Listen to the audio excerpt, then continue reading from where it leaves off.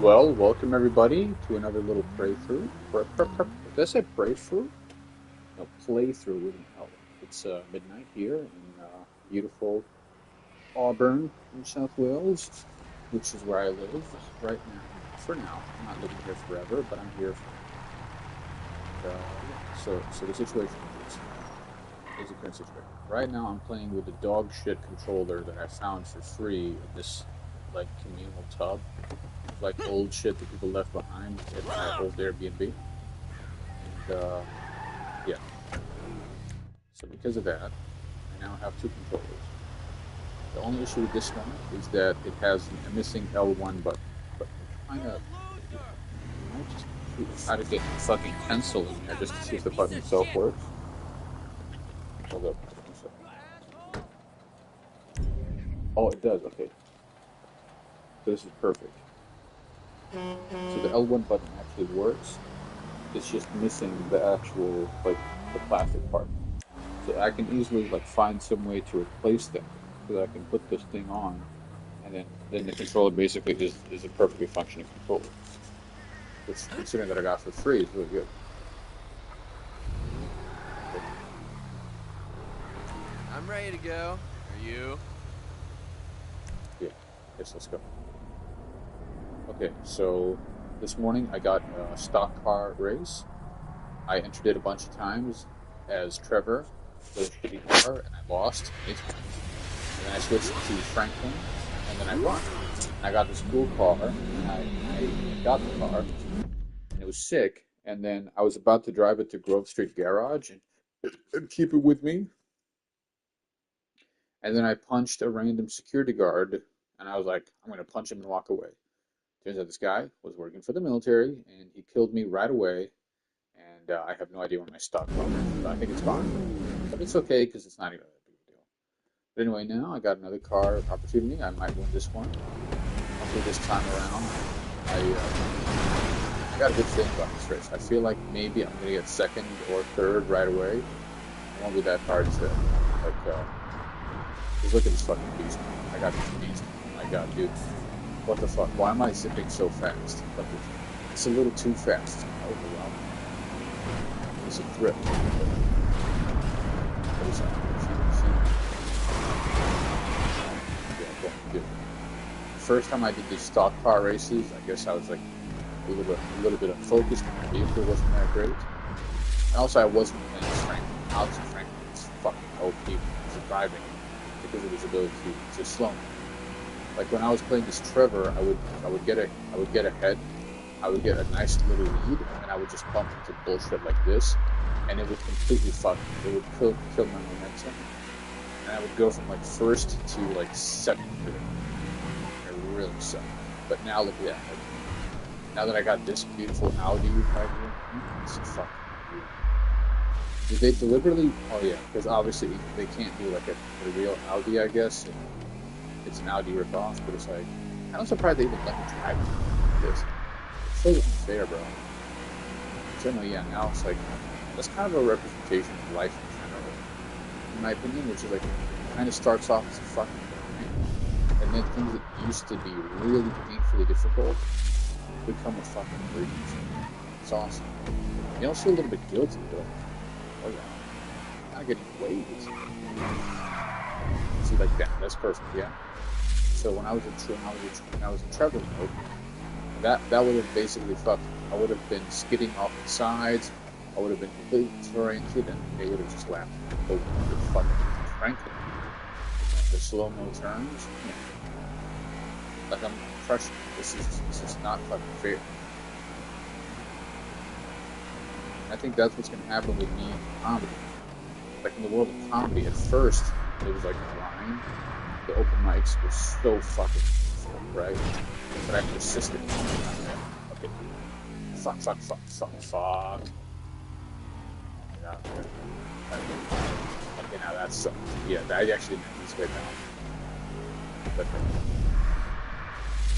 maybe I can still get it. Yeah, it doesn't look like that guy's gonna go far. Yeah, that's like the car I'm gonna win. So the car I'm gonna win is in the race. That's pretty cool.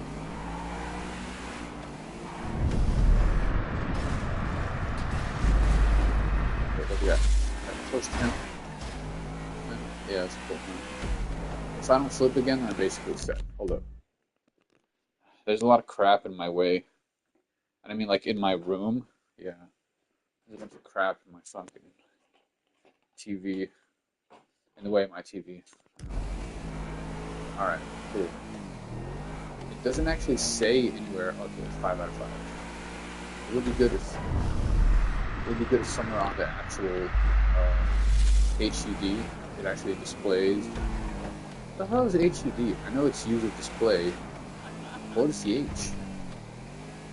Anyway, yeah, it'd be good if they could display that, like the final lap. But anyway, yeah, I'm fucking set.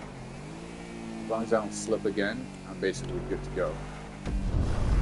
I feel like the game is so generous with the slow-mo. I'm getting so much slow-mo, it's great. Okay, so yeah, we're good. Dude, that was a fucking breeze. That's really good, man. I don't want to keep both cars though. Like, this car is fucking fire. But I feel like we can just get another one easily, you know? Yeah, I probably could, right? Yeah, I mean, just take a picture of it, take a screenshot, so that I know what car it is. Okay, somehow, something I did triggered the L1 button.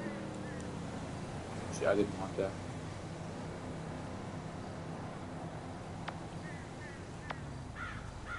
Okay.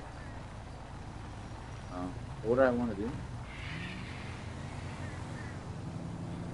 Okay, well, anyway, let's get this car. Since I want it.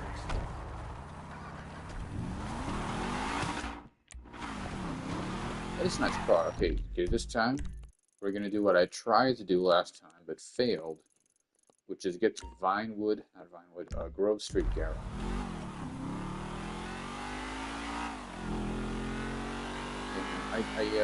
Today I did some stand-up comedy with my buddy Toby, so I was like the MC, and I didn't really riff that much. I feel like crowd work is an underrated skill that I haven't been like refining at all.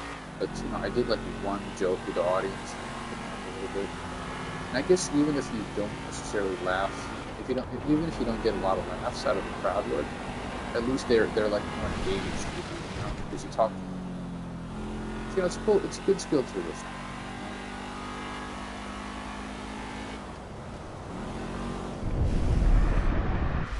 Yeah, and also like I feel like I'm gonna get to a stage, right, where like I'm gonna transition from the Australian circuit, you know, which has its perks, but also some to the American circuit.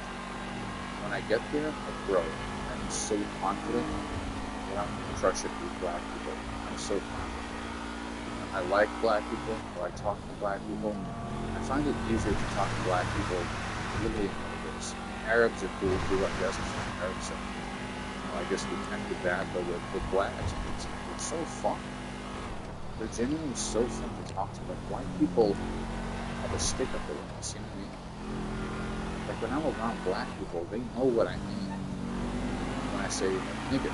And they know exactly what I'm talking about. And especially black guys. Black women, they get really fucking bitchy. What's interesting is even though nigga is, of course, you know, a black term, right? It means guy. It means dude. It means bro. So it's really more of a masculine term than a feminine term. Right? So when they hear it, they I guess they assume the worst. They assume the intent behind it is racism, denigrating, whatever. But obviously, it's just not the only way that word's used. It means buddy. It's also just like an exclamation. You know what I mean? Like, it's used in so many contexts. If you pretend like, okay, it can only be, like, if you pretend like that context doesn't exist, right, then you're being sincere. The fact of the matter is, it's a word that means multiple things. It has a shitty history, but so many other words have shitty histories, and we grow and we evolve. You know? Like bastard. Bastard has a horrible history. It's a word used to demean people who were born out of wedlock. But, you know, history changes. We grow, and the word has a new meaning. Now, I don't say the N-word everywhere, but this is just my little fucking stream. I used it as like an example of like, you know, like white people, if they heard me say the N-word, they would go, oh, I don't know if you can say that. I don't know, because they're scared, you know. But black people, I've never, ever, ever had a black man saying that I say the N-word. And of course, I only say it in front of black dudes that I like, and I just don't say it that often, you know. So it helps. Yeah, man. And, you know, it's also just not my favorite word, you know what I mean? Like, there's a lot of other words I say, you know, like cracker and chink. Oh my god, I still have it. Oh, hell yeah. Oh my god, I still have it. Oh, okay, it got automatically saved to my garage. Dude, that's so sick. I thought I lost it. It's nice. That's really nice, man. So yeah. I had this joke where I said the K word. I said kike to a Jewish friend of mine, and he thought it was really funny. And I don't remember the context. I think it was like maybe a movie reference. I said, do you remember that movie? And then I said the name of a movie or a song. No, I think it was a song. For exactly. Okay, yeah, that's right. I'll write that.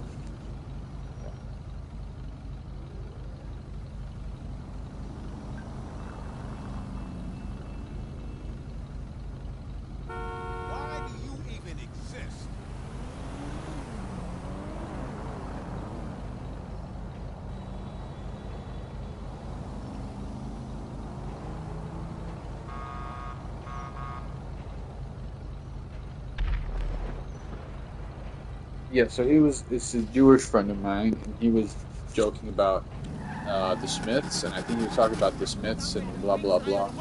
And I said, oh, that song, there's a kite that never goes out, like there's a light that never goes out.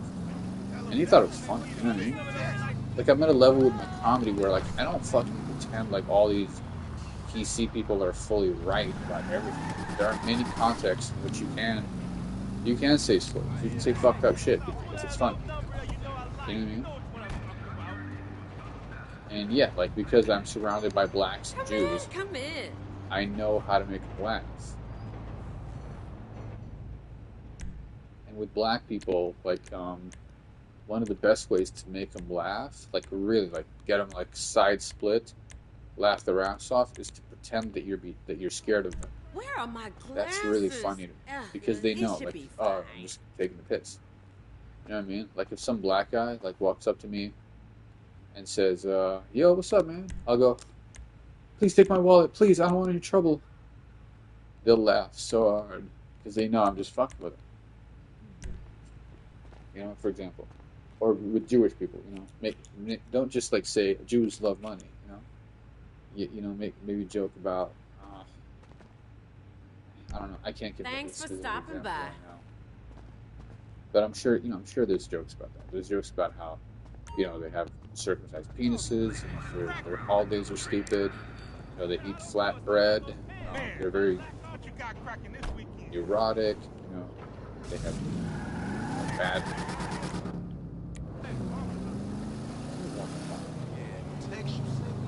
You know, they have like bad relationships with their mother. They secretly they envy Christians maybe because the Christians have more fun. You know, that's my kind of ride. Maybe they you know, things like we control Hollywood, blah blah blah, things like that.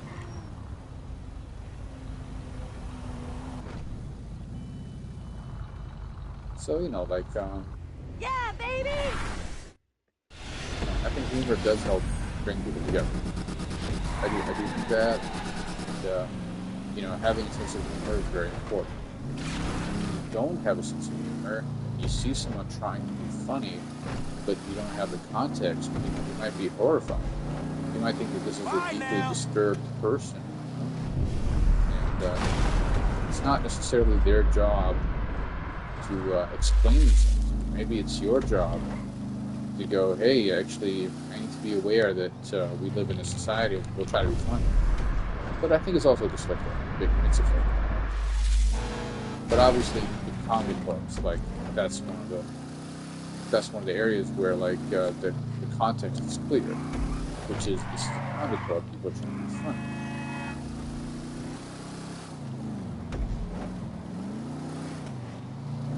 I do remember one time, like with this guy. I don't remember his name. I think he's like he has a Jewish last name, but his mother is Sri Lankan, so I guess he's not like proper Jew. Anyway, he did a series of unfunny jokes, right? They were not funny and they weren't offensive. And he told the crowd like they're being too politically correct or whatever. It's like, no, dude, you just weren't funny. Like they weren't even offensive. It was so bad. I think his name was like, I want to say Goldberg or Goldstein. His name was like Mike Goldstein. He's a nice guy, you know, don't get me wrong. Nice guy, handsome guy.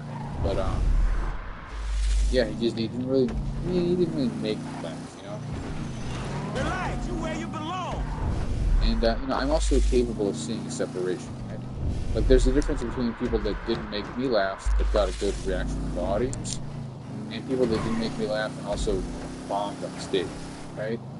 Like when you have that double whammy, it's different. Like someone like Fatty Cassette, for example, you know? I don't find him funny. Like I've watched him do stand-up many times. I've never fucking laughed at a single joke he said. But I also see that he does well with the audience. Yeah, it's obvious, you know, he's doing well because yeah, he's opening for big name acts like Bassem Youssef and Jim Jeffries. You know, he's expanding. You know, he gets laughs. He's seen in general as a nice guy, professional, and that's great. I just I still don't find him funny, but you know, I'm willing to respect, you know, what he's doing. You know, you can do, you know. Yeah, I did talk shit about Fatty in a now deleted live stream, which I talk about as something that he did that upset me, and I'm happy to get into it later, which is you know, like I think some things that like they really hurt me, they get to the core. I don't think those are always good like material for online content because it's a pretty sensitive topic, and like when you're talking about things that like really get to your core and potentially open it up for audience interaction, like it can really hurt you because people will potentially mock you or invalidate you, you know, and that's not always a good thing. You know? Sometimes it's not always a good thing to talk about, you know, things on the internet. Sometimes it's good to just talk to a friend that you trust, or even a fucking AI agent, you know? Yeah, I know there's issues with AI people, but in general, you know, I actually trust AI models more than I trust my own family because my family really are very bigoted and judgmental, you know. Wow. And you know, I'm not like depressed about that. It's just how it is. My mom and my dad are both pretty pretty bigoted people, you know. And yeah, they've changed and they've grown over the years. But I still, in some ways, just don't trust them. This trust is earned. It's not given, you know. But with AI chatbots, like you know, there's this common misconception that it just sucks your dick and tells you that you're amazing. And yeah, there is a little bit of that. There's a little bit of like whatever. But in general, it listens to you, you know. And you can tell it, hey, you can screw it. You can talk to these things. It doesn't always work necessarily, but you know, the idea that they, you know, they're all here. They're gonna call you delusion, do this and that. So it's not fully accurate.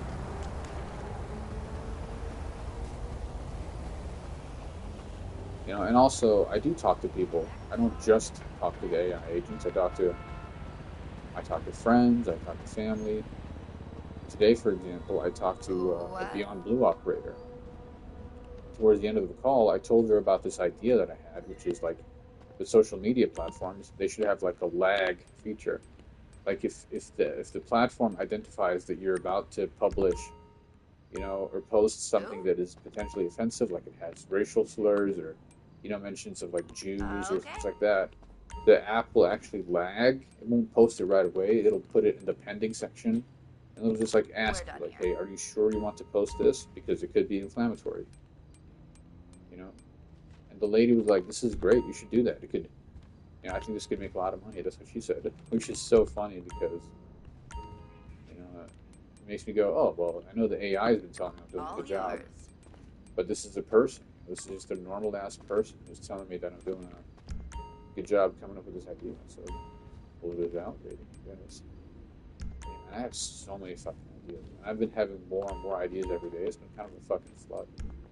My parents used to shame me. They used to shame me really hard for being a creative kid with so many ideas. They used to always say, you're being distracted, you're being unprofessional, you're being this, that. Cool. Yeah, and like there's not that much harm in just exploring an idea and talking about it. That's what I feel like. I need pants, man. I just want some pants. Like, I can go for these shoes, I guess, but oh man, I love buying shoes. I can't wait to be fucking rich. I'm fucking like loaded. I'm gonna buy so many shoes, and I'm not gonna keep a lot of them. I'm gonna give a lot away.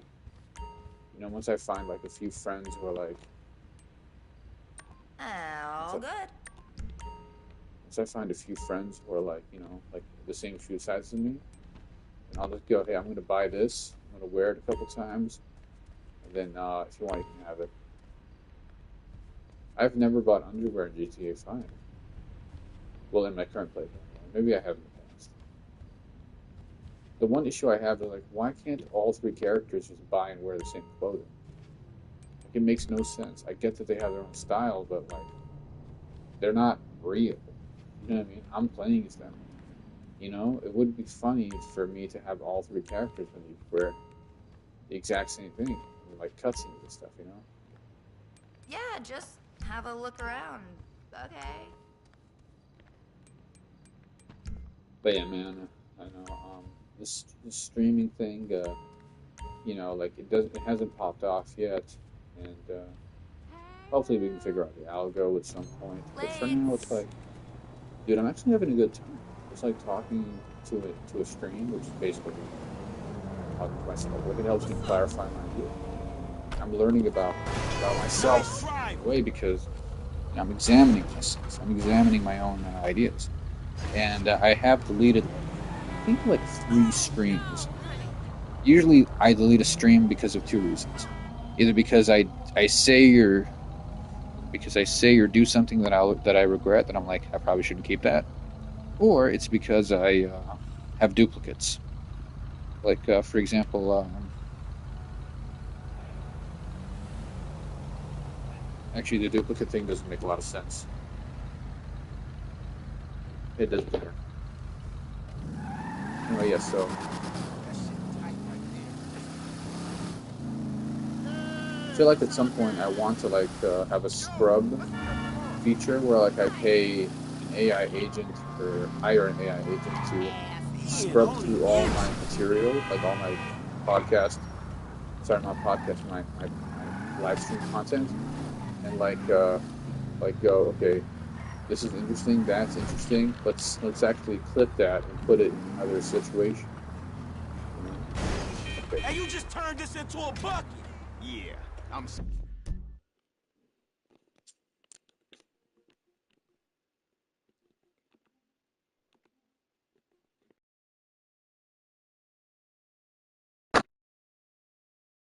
Disconnect my old controller, because then now I'm gonna use the L1 button and. Next one goes between the eyes.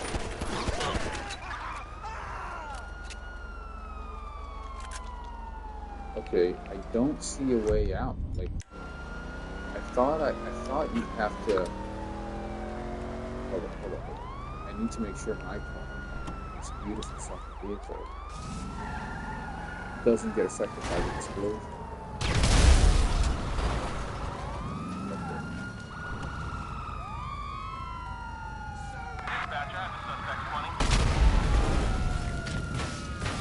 Okay, So I got the money. I got the 7K. I didn't even need Netanyahu for this one. I didn't rely on the Big Yahoo. The Big Yahoo, bro. That is such a fucking phrase. It's so fucking funny. Like BB is of course his like nickname, but the Big Yahoo is like, bro, in my opinion, like TikTok, Instagram, like they're not even pushing Instagram reels is so much better than the TikTok feed. TikTok feed is kind of keep you engaged with like celebrity drama. And yeah, they put in this linguistic fucking effort into the STEM section, which no one gives a shit about. It's so fucking boring. But Instagram's like, fuck it, just say racial slurs. It's so funny. Well, it's not actual. Like I don't see actual racial slurs that are facetious here. But like, there's a lot of memes that are like so fucked up, it's hilarious.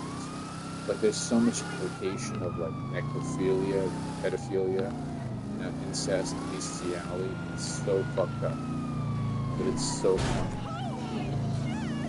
It's fucking funny, dude.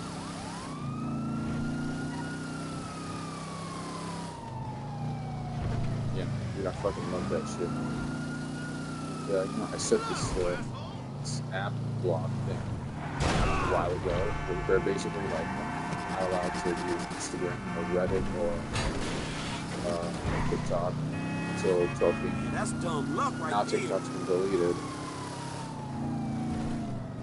Yeah.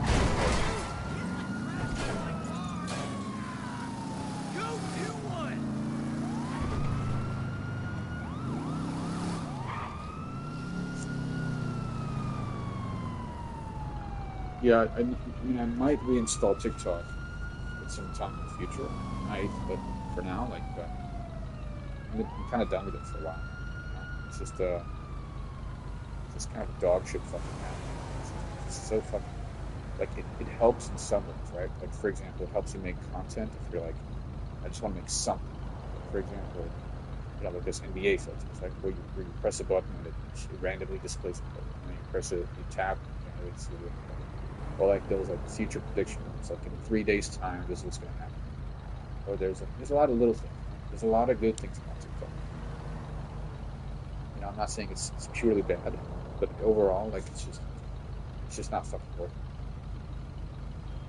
I would say the best strategy for me is to maybe go back to TikTok with a team, like have a team of people and work together and make like really great standout content. That is also really fun to make as well, because making TikToks alone at home, it's okay. I don't mind it, but like I'd rather have that like, community connection, And I am working on like getting some venues together so I can start booking shows and stuff like that. But I got lots of ideas. I got so many fucking ideas. But anyway, right now I'm looking at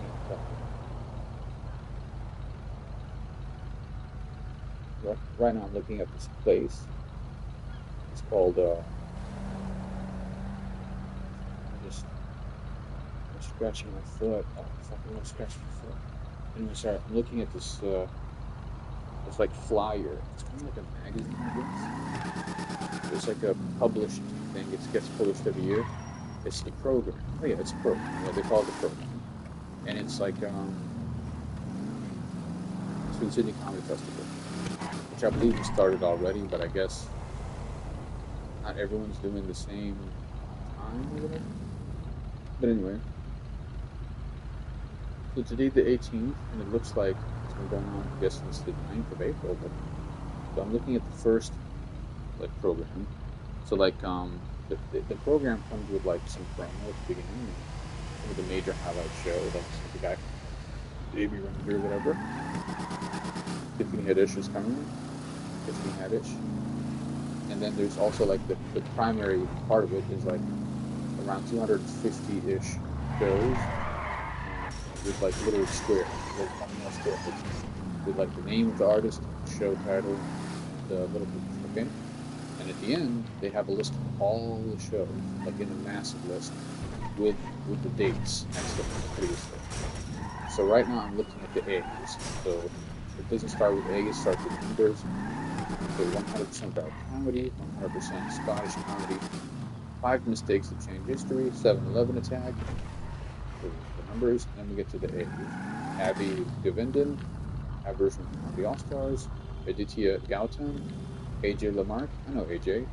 I'm not a huge fan of his comedy, honestly, but I don't like him as a person either. He's pretty douchey. He doesn't suck. He's not a piece of shit. He's just really snobby, really overly fucking. I'm not gonna say faggy because I think he's actually openly gay, so that's not a look on his part, faggy, but he is pretty fucking faggy, you know? Not in a gay way, because you can be gay and not faggy, of course, but it's like, you know, he's got like faggy energy. You know, we got him, we got Akmal. I saw Akmal do a show at an open mic, and he ate shit. And the scroll was recording, and he was fucking like snapping at her, and she started crying. You know what I mean? And then she was obviously playing the victim because he was just annoyed at her for no fucking reason. It's probably also embarrassing because he's eating shit. Nice guy though. Alex Lykos, don't know him. Alex Ward, I've heard the name. I think it's a girl, but Alexander Hudson, Alexi Toliopoulos. Oh yeah, I very much dislike Alexi Toliopoulos. But there's very few people in the comedy scene that I really fucking dislike him. I fucking really dislike him. Because he used to do stand-up. I have no idea what the fuck he's doing at the fucking comedy festival. Like, he obviously has connections and shit because he's doing this shitty podcast and shit. But he's not a stand-up. He hasn't done stand-up in years. So he's so fucking arrogant like that to think like, oh, I'll just do a fucking Sydney Comedy Festival. No, fucking be funny first. He used to do this dog shit fucking bit about how, you know, chicken nuggets, they should be called itty bitty chicken schnitties, and then he would just find more rhyme. Like, and we'll talk about this itty bitty chicken schnitty committee. You know, it gets some laughs, but every time I saw it, I just got mad. I'm like, this guy fucking stinks. I fucking hate him. And he's not a nice guy. Like, I remember, like, I used to go to this show at this place called Green Lights. It doesn't exist anymore. With him and another dog shit comedian by the name of Nick O'Malley, who he can go fuck himself. He's a fucking piece of shit. But anyway, yeah. So every time I would walk by him, I would go, hey man, and he'd go, hey, like in the most dismissive fucking way possible. Because again, people like that, they suck dick. You know, they suck the dick of people who they think are powerful, and then they just dismiss everything. It's just so fucking stupid. Anyway, yeah, I'm not like praying for his downfall or anything, but yeah, I don't like him. He sucks. So we covered Alexi Toliopoulos. What other bridges can we burn? Alfred Adrian, don't know him. Ali Williams, don't know him. Alice Fraser, I've seen her before. She does well. I don't think she's hilarious or anything, but again, she's one of those acts where I don't think she's particularly funny, but she does get laughs. So I respect her. Okay, that's Alice Fraser. Allison Spittles, don't know her. Ali Morgan, no. Alright, hey. Andrew Portelli. Anesti Daniels, Angelo Charles, Anissa Nandala. I think she's like an African-born, or not African-born, but African ethnicity comedian, but she has like an Aussie accent, so she's the one I'm thinking of. I don't find her funny, but I guess she has a decent presence, so that's fine. Anif Mukherjee. Yeah, he used to do open mics with me. He was always like, he was always so fucking depressive. Like his whole shtick was just how depressed he was. And I haven't seen him do stand-up in years. So again, he's one of those guys. I'm like, why the fuck is he doing a Sydney Comedy Festival for? Like, does he have no respect for the fucking audience? Anyway, yeah. So he nice guy, I guess. But Anna Perry, don't know. Annie Boyle, I think I've seen her a couple of times. Pretty fucking mediocre. Anthony Paccio, yeah, he fucking stinks. Really fucking. He gets laughs though, so He does good laughs. I'll give him that. He gets laughs. He's just, he has the most bottom of the barrel fucking funny, interesting bullshit. I remember one time I was following him on Instagram, like he had this like post on his stories where he was like, he was like, you know, using a Kendrick Lamar song, like, and the lyric was like, "And I deserve all of it, peace and tranquility, and I deserve all of it." You know, because he really wants to project this image that he's a hard worker, and you know, he is hard working. It's not like a fucking hater. I am a fucking hater, but you know, he's just I don't know, I just feel like, yeah, it's good to be a grinder, it's good to promote yourself and all that, but there's gotta be something funny. So yeah, he's not doing it. Ariana DeBose, Ashton Singh, Auntie Donna. I don't know. Auntie Donna, I think they're still pretty decent, but I don't really keep up with them, you know? But yeah, I've seen them live, and they're pretty good. They're not very good with the improv, surprisingly. Because like I thought they'd be like amazing to riff, but they really don't like riff at it. Like when you watch their shows, like live shows, yeah, they got the sketches. The sketches are good, but anytime they tried to veer off the, like there was this one sketch where, like you know, like the "I'm a Dad," or the "I'm a Dad" song, "I'm a Dad." When he did his part, like people were going crazy, like you know, because it's such an iconic song. And then Mark Bonanno, I think his whole thing was like he did this part where he just said, "I'm a wog, I'm a wog, I'm a fucking wog, I'm a wog, I'm a wog." And it's like it wasn't even that funny of a riff. Like it would have been funnier if he just said the lyrics when he, you know, if he was like, "My mate Angelo is free and he's gonna do a pizza oven with me."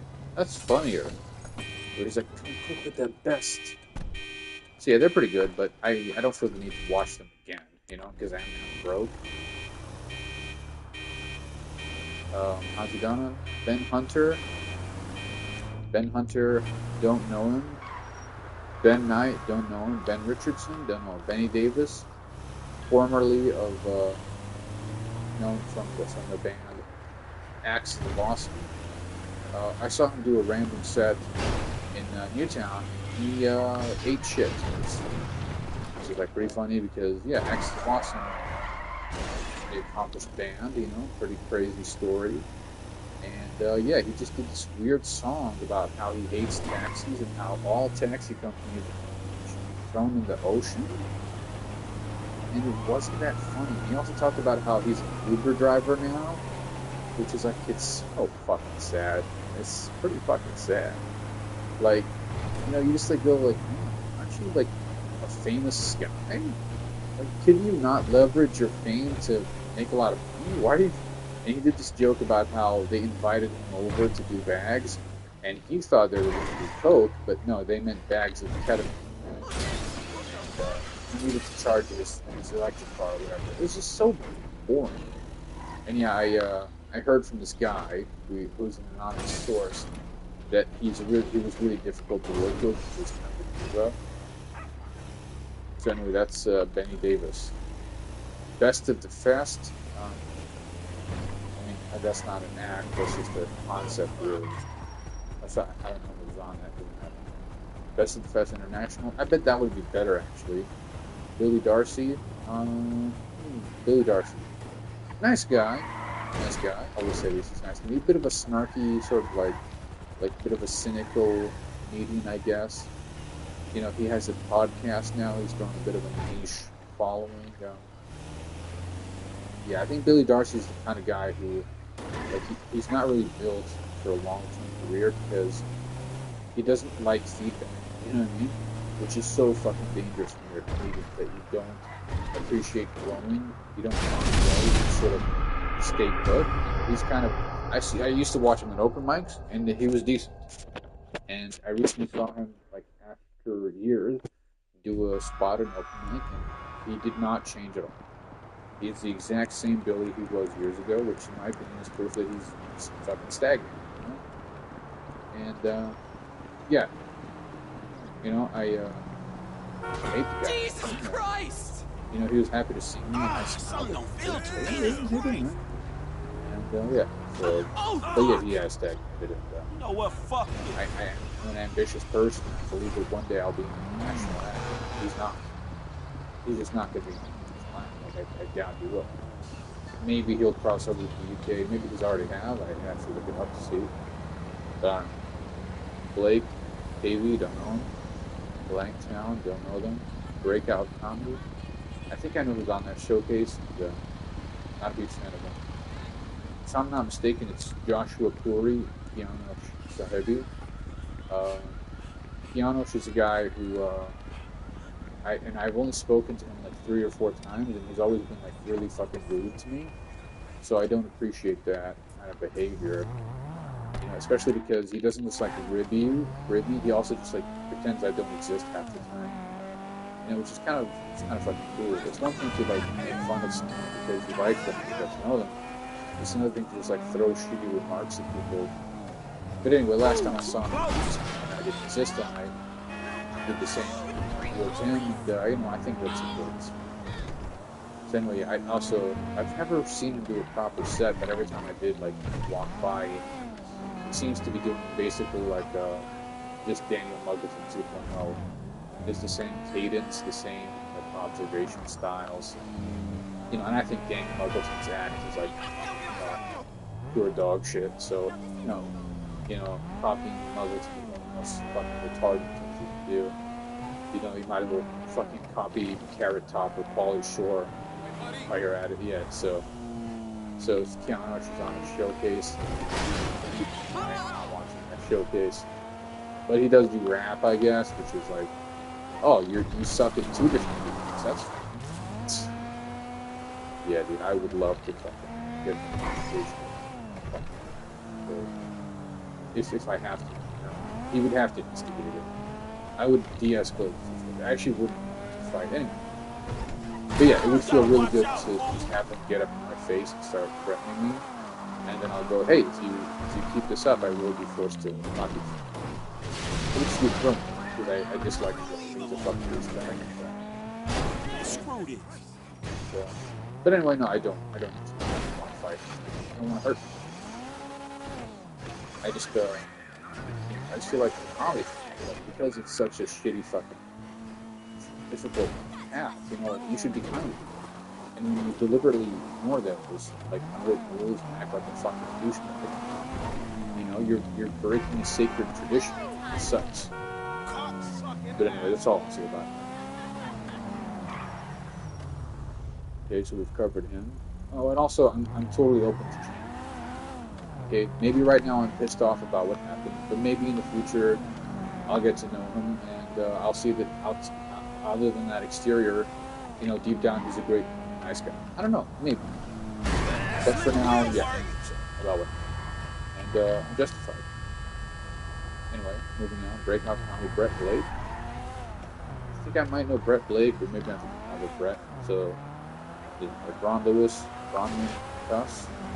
Cam Knight. I think I've heard the name Cam Knight.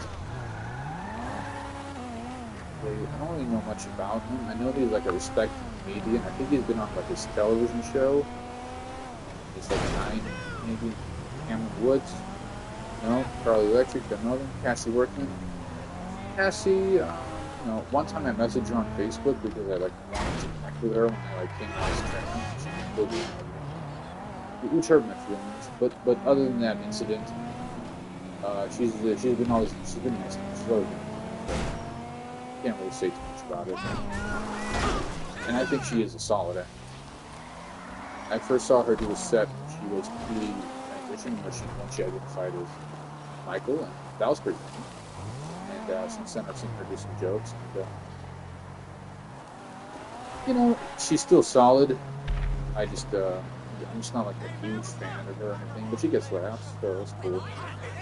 I think she had like a facial feminization surgery, and I hate to say it, man, but it's not looking good, man. It's not looking good. And of course, she's not doing it for herself, but from her gender identity and all that. Yeah, she had like a pretty nasty face, and she had a pretty almost caveman fucking, bone structure. I hate to say it, but she was nasty as fuck. she was like built like a fucking thing. She had thick fucking arms, like broad shoulders and shit. So like when I first saw her like at the store, I think it was, or maybe I saw a video of her. I don't even fucking remember. Like, it was John. It was very fucking John. You know. But again, I'm not saying this because I think trans women are invalid. If she wants to continue identifying as Cassie, which she seems pretty committed. Like, she seems very much happy with identifying as a woman, living her life. And, it's cool. That's fine. It's just that it's also fair to say that on the outside, she does the things. But she knows it. Like, she's a comedian. Comedians are self-aware. So, by the way, I make fun of everybody. You know what I mean? I make fun of cis women, trans women, cis guys, trans guys, non-binary people. Sure. Then we got Cassie Wilson. I don't know how many bridges gonna burn. But I might have to delete this one. Let's see. Okay, we got Cassie, Celia Pacquiao. Celia Pacquiao. I think she's British or has some connection to the UK. Don't know much about her. Okay, Celia Chan, Love Tim, don't know them. Charlie and Matt, no. Chloe Pats, Chris Kent, Chris Marley. Ooh, I failed the stun check.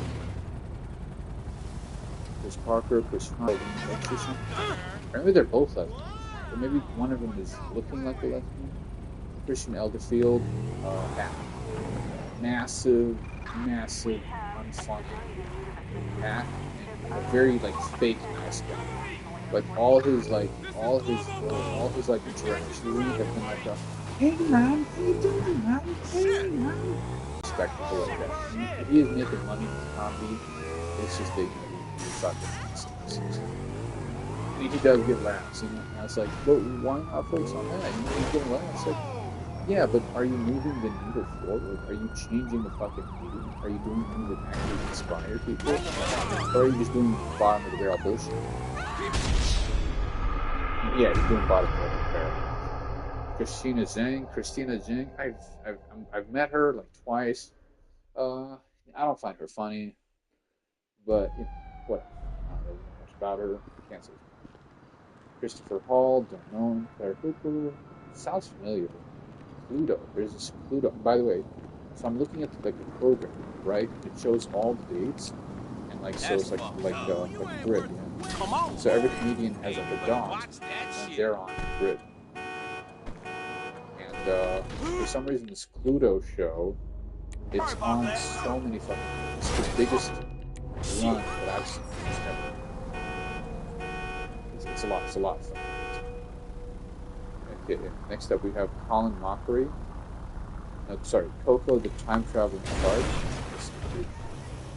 Stupid. Colin Mockery, Side Scoop. I like Colin Mockery, but this show seems very gimmicky and stupid. It's called Hip-Rov, and it's a combination of Hypno and Hip-Rov. I'm assuming it's because the hypnotist guy is doing really well with sales, and Colin kind of ride on that wave. Pretty bad. Comedians versus physics versus psychics. It's a little intriguing, but comedy crawl. I'm assuming it's called crawl with comedy. And comedy cruise.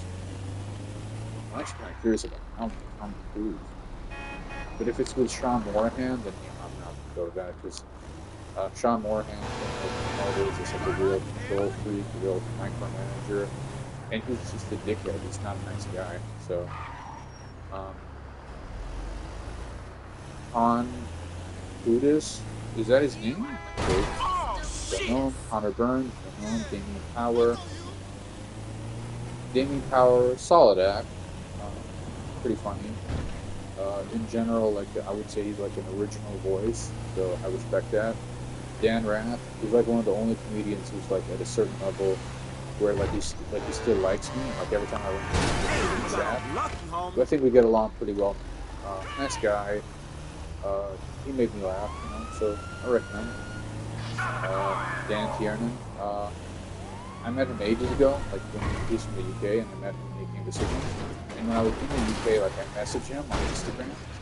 Because I randomly saw a clip of his like Instagram reels where he did this YouTube channel guest appearance.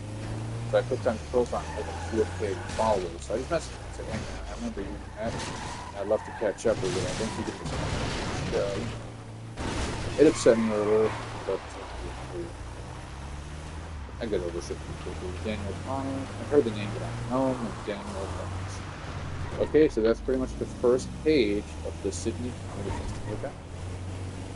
How many bridges did I burn? I would say I definitely insulted Elderfield, but dude, fuck, I don't do that. I don't have time for that. Fatty Cassab, did I mention him? I know I briefly mentioned Fatty, but I didn't get into it, which is good. I insulted a little bit Billy Darcy. I think I said that he stagnated. Who else did I insult? AJ, yeah, I said that he's kind of faggy. I also insulted Alexi Toliopoulos because I thought he was pretty fucking funny. And Nathan Mukherjee, Locaccio, I went a little hard on Dash. You know, we do have our personal history as well, but even if we didn't have any personal history, and I just like watched him online and saw him live, I would still hold pretty much the same opinion. And I'm more than happy to acknowledge that there are comedians who like have genuinely hurt me and insulted me, but I'm still willing to acknowledge that they're pretty funny. They do a good job on the stage. Like an example might be like Shane Hunter. You know, Shane Hunter and I were buddies for a while. We spent a lot of time on the phone together. And yeah, he did a lot of shitty, hurtful things. He did. He hurt me in a lot of little ways. But I'm also willing to acknowledge that when he goes on stage, he's a pretty original voice. And he does well, so it's fine. I also briefly mentioned Benny Davis, but again, people like that, you know, even if they've had some standing in the industry, like I don't think they matter too much. But anyway, guys, I just want to check how long I've been talking about. I feel like maybe it's been 45 minutes. Okay, 52. Well,